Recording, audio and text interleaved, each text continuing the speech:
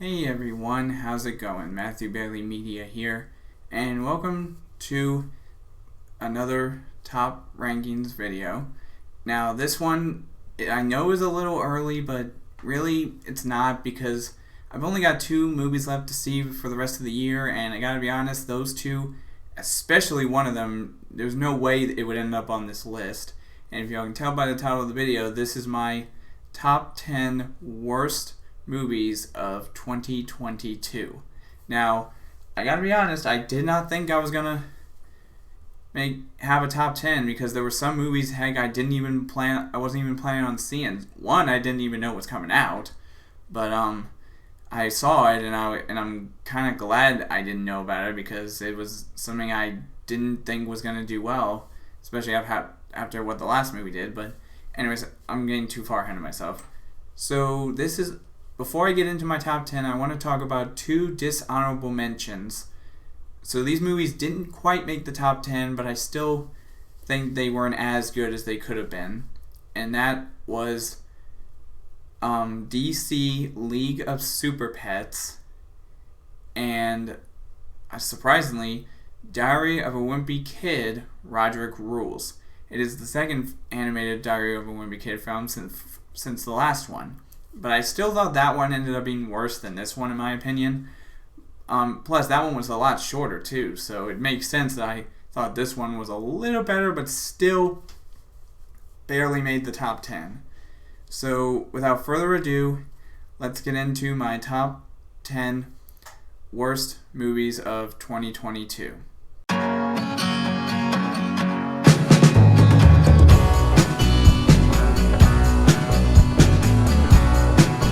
So at my number 10 is The Lost City.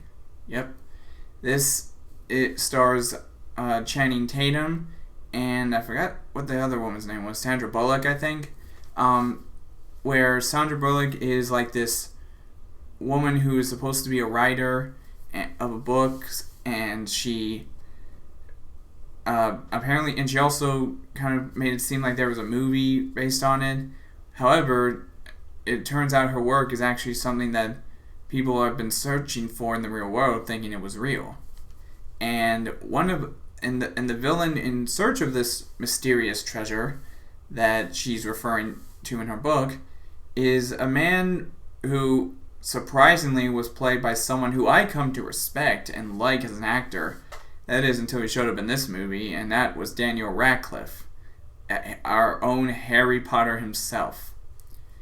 Which, I gotta be honest, I was surprised at how crazy this movie ended up being. But to top things off, I mean, the villain wasn't really that, well thought out. I mean, heck, there's another movie that's gonna be on my best films of the year list that has a similar villain when it comes to hunting treasure that I thought ended up being a lot more, that was written a lot better than this one was. And I gotta say, I was really surprised with Channing Tatum, especially because I honestly did not expect him to be someone kind of going down in quality when it comes to the movies he's been in. Heck, I think there was even a movie he showed up in last year that was on my best films of the year list, and that was the Ryan Reynolds film Free Guy. And I gotta admit, I was proud. He was a lot better in there than he was in this movie. But anyways, I just am shocked at how crazy this movie ended up being. But as for number 10, I have to go with The Lost City. So at my number 9 is unfortunately another Channing Tatum movie in Dog. Yep, just Dog. Man, what to say about this movie? I gotta admit, Lost City was pretty insane, but this one was honestly a bland film that I don't really understand what was the point of even making this into a movie. I mean, this movie, in my opinion, should have deserved to be straight to streaming, if I'm being honest. This movie stars Channing Tatum, like I said, who has to look after this dog that apparently one of his old partners had, and he goes on this long trip to deliver the dog the other side of the country and to be at the funeral. And after he goes to the funeral, they, for some reason, decide that the dog needs to be put down after his master's passing. But over time, the dog grows a special bond with Channing Tatum's character, and I gotta tell you, I still feel like this movie should have been a straight to streaming movie because it really didn't excite me as much as I thought it would. And again, this is, like I said, this is the second time we've had Channing Tatum in a movie that's on my worst films of the year list. Again, he was doing pretty well last year, but this year he only had, I think, one good film and two bad films, and these are the two bad films. So, honestly, Channing Tatum really needs to get his priorities straight when it comes to the different projects he becomes a part of. But as for number 9, I gotta go with Dog.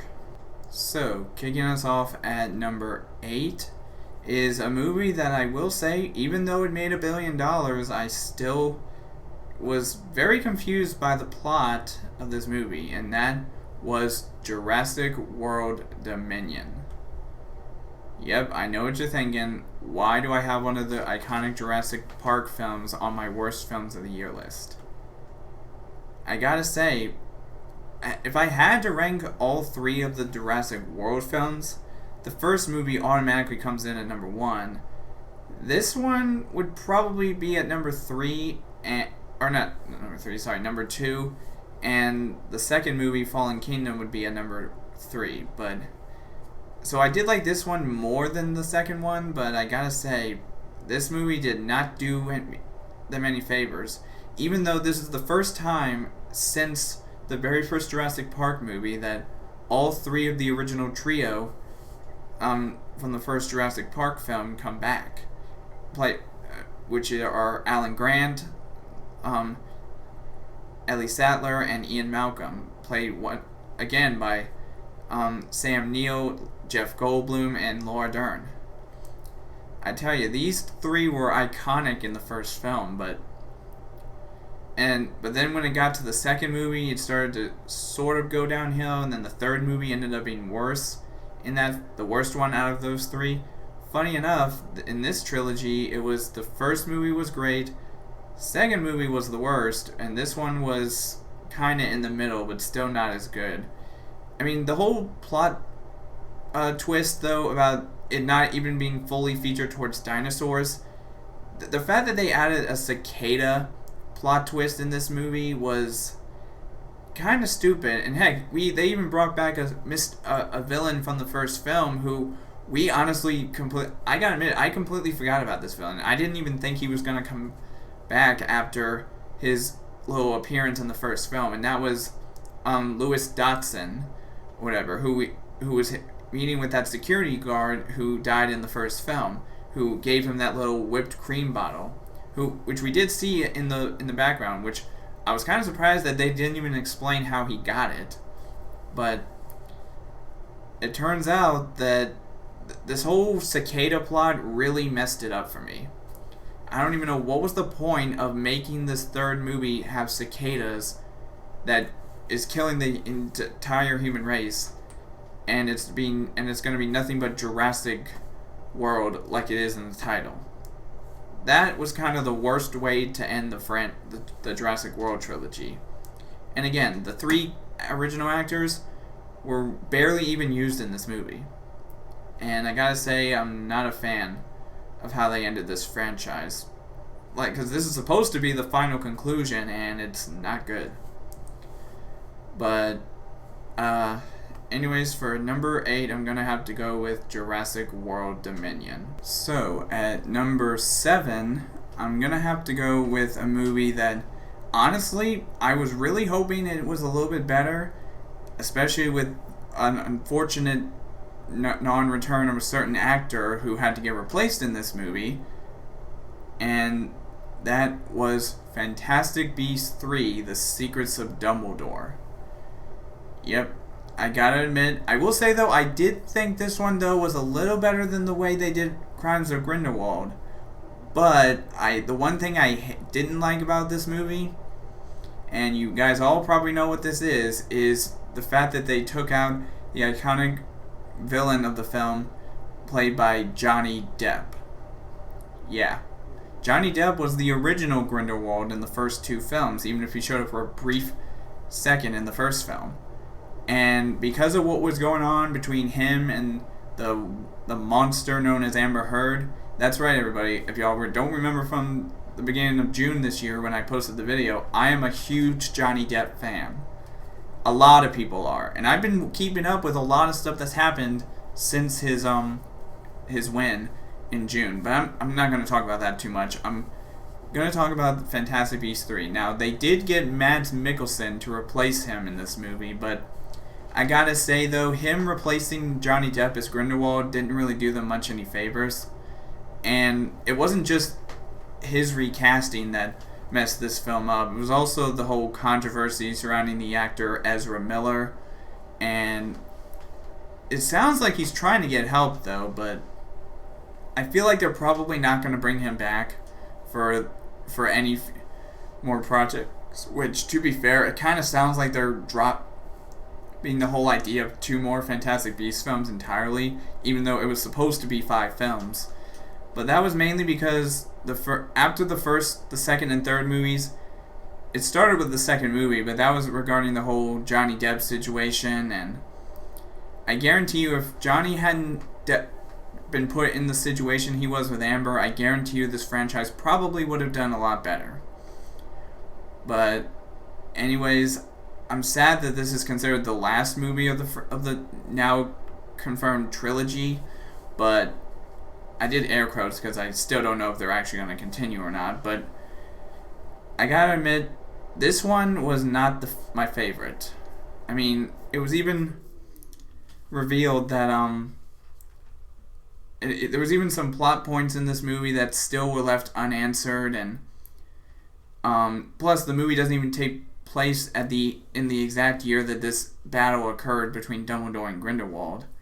And I just think it's really sad that they had to end the trilogy on the movie series on the third movie. But I will say, nothing can ever top the Harry Potter films, which is why I'm glad that Daniel Radcliffe didn't play any part in this movie, even because, to be fair, his character is Harry Potter, and he wasn't born until years later from this movie. So, but I will say though, I'm really hoping that they fix the Harry Potter franchise at some point, which I will be playing the new game Hogwarts Legacy when it comes out in February, so keep an eye out for that. But anyways, for number 7, I gotta go with Fantastic Beasts: The Secrets of Dumbledore. So for number 6, I gotta go with a film that honestly I was kind of hoping would be a little bit better than it ended up being, but it turns out they're really trying to milk this franchise with these spin-off films, and that is Minions 2: The Rise of Gru. Now, this movie is still a prequel to the Despicable Me franchise, which I still think are the better films. But when they made the first Minions, I honestly thought that should have been the only prequel movie they did.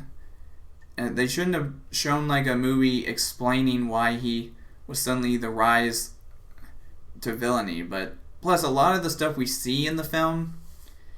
Now, to be fair, some of the things in the film do actually get explained as to why they happened in the Despicable Me franchise, like Dr. Nefario meeting Gru for the first time and reintroducing us to characters from the trilogy, like the Bank of Evil with the father of Vector and even the AVL.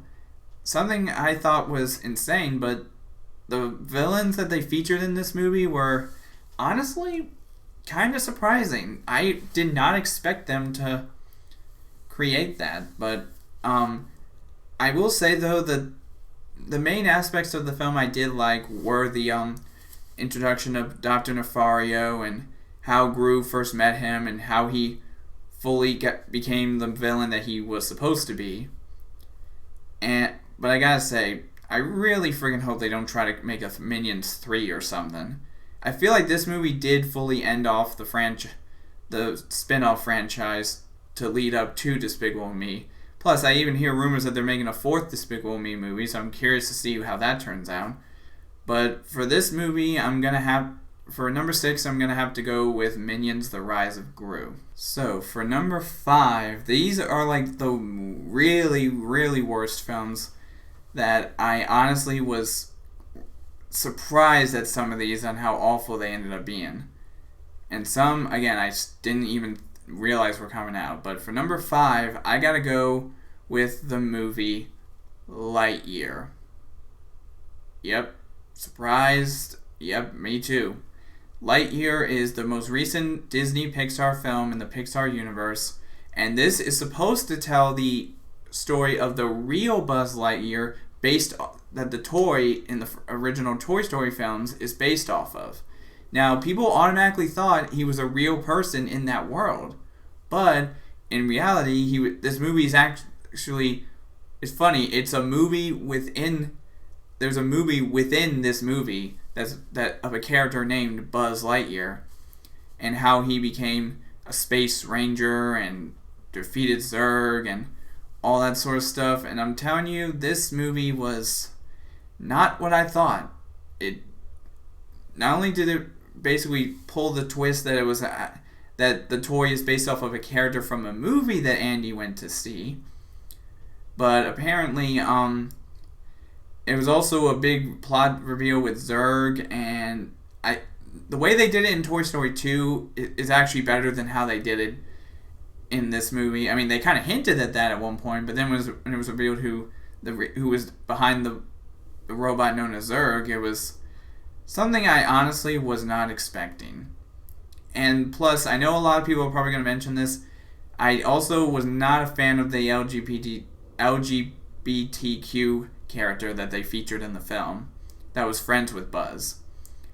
I gotta admit, that was kind of stupid that they did that. Now, I will say, though, that this movie was under the leadership of Bob Chapek, who was the CEO from 2020 till this year. But now that it sounds like Bob Iger is coming back for at least the next 2 years, 2023 to 2024, maybe a little 2025, I'm hoping that he fixes a lot of the situations with Disney and hopefully makes much better Pixar and Disney animation films. But for number 5, I'm going to have to go with Lightyear. So, for number 4, this is the main movie that I honestly didn't realize was going to come out this soon. I knew that I heard rumors that it was greenlit like 3 months ago in August, but I never expected it all of a sudden to go boop right out onto Netflix, and that was R.I.P.D. 2: Rise of the Damned. Yeah, remember that film from 10 years ago almost? The first R.I.P.D. came out, I think, in 2012 or 2013, and it starred Ryan Reynolds and Jeff Bridges, and their characters Roy Pulsiver and Nick, I think is Ryan Reynolds' character's name. But this movie, even though it's called R.I.P.D. 2, it's not necessarily a sequel. It's actually supposed to be a prequel to the first film, because we see a much younger version of Roy Pulsifer, and it takes place in the 1800s, showing us how he died. And I gotta tell you, the way that they portrayed his character in this movie was somewhat similar to how he was in the first film, and the way his origin story details are kind of similar. But what makes me a little frustrated with this movie was the way they basically completely changed how the Deados look in this movie. See, unlike in the first film where the Deados were actual dead people, and if they stay on Earth and they get popped, they look like random freaks of nature. And but in this movie, they completely took that out and made the Deados like legit black spirits that took over bodies of living people that caused those people to be Deados, and which means they would have to get killed which caused the person who they took over to die as well. And I tell you, I was not a fan of that. I honestly would much prefer the way they did it in the first movie. But anyways, this movie was something I wasn't expecting, and I'm kind of ashamed to say I saw this movie, and I hope they do better. So for number 3, now even though this is an animated film, this is ironically not my worst animated film of the year, but this is Paws of Fury: The Legend of Hank. Yeah, this is one of those movies, like I said, that I honestly wasn't originally planning on seeing.